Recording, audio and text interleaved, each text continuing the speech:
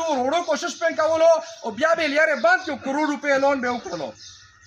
پیسې لږې ري ډېرې ري خبره د عزت او احترام او د پښتنې رو خو چې په چا احتجاج نه یې شوی همداسې تلي پرون یې ته 10 लाख روپو چیک ورکړی رای دا سپک نظري ده دا ټولې خبرې مونږ کتلې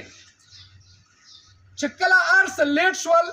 بیا مونږ له دغه ملک قانون دا ځینې خلکو چې احتجاجونو خبره وکړه چې څه پې کېږي دغه په حضور کې صرف دا یوه خبره کوم دغه ملک قانون واین مونږ له یو اجازت ورکړی دی چې ته خپل حق وغواړه او خپل حق په دوو طریقو غوښتل شي چې یو دلته منګلبو غوښتو او ټیک خبرې یې کولې په سټارټ کې دغه پریدي اواز و همداسې په تیرو کې انصار اسلام وای د تیرو د خلکو اواز و خو پاخو نه خبر دلته زه اوس وړوکی استر شوم چې کله یې د حکومت سره حق په ټوپک غوښتو او ټوپک یې پسې راخستو نن یې کم اول دی څه تکلیفونه مصیبتونه د خاندان او د تنظیم او دغه پریدي سره وشول که زه اوس اوچات شم چې په احتجاج سپور نه شي او کومه ټوپک روغله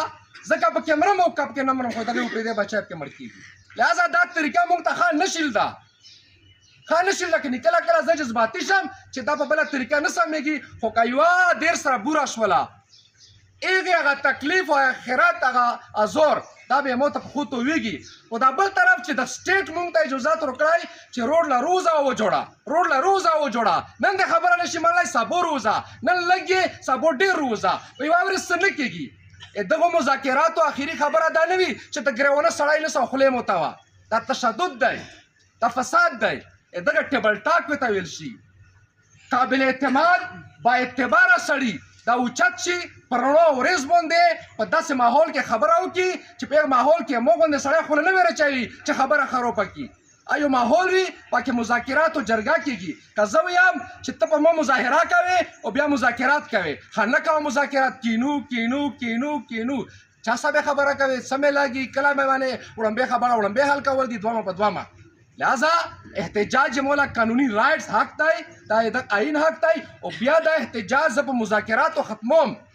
دا را خلک پوهه حاصله کړي که څوک پې نه پوهېږي ځان دا پوه کړي او که چا کې حسد و عناد وي او یا چې دا کور خرپوو او بیا احتجاج له مر وځي لہذا چې دغه ملک مو ته د آئین او قانون د احتجاج حق روکړی رای اوس زه جوړم اوسه پورې مې نه جوړل صبر مې کولو ځان داسې منډه چوخ هم نه جوړوو صبر مې کولو تیرو حالات په مو مشکل شول زه پوهېږم چې په کایري نشته قانون هېچا کارډ هم نه لیدل یې او د روغې تلدل شي په دا بار چوک کې چې څو ورځې مخکې کې طالبان د فوجونو راوستي وو په دغه چوک کې د پوسه کوټارو په دوکانونو یې بره نور شو دا کوټه کې تېرول پروت دي